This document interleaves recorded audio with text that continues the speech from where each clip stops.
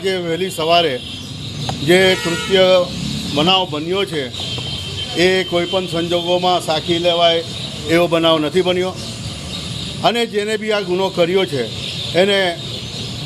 હું માનું છું કે સજા એવી થવી જોઈએ કે જિંદગીમાં કોઈ દિવસ એવો ખોટો કામ કરવામાં એને બીક લાગે. આવા માણસોને જે સજા હોય એ સજાના અંદર છેલ્લામાં છેલ્લી સજા બી થાય તો આવા અમારી મહેનતને પાણી ફેરવે આવા માણસોને સજા થવી જોઈએ, મારું માનવું છે. આવનાર બંને તહેવારો સાથે આવી રહ્યા તમે આવનાર બંને તહેવાર સાથે આવે છે અને એના અંદર બંને સમાજના લોકો આવા નાના,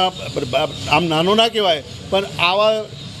જે બનાવ બન્યો છે એને દરગુજર કરીને સારી રીતે તહેવાર મનાવશે એવી મારી શુભેચ્છા છે અને મનાવશે એ મને ખાતરી છે. ઉભારો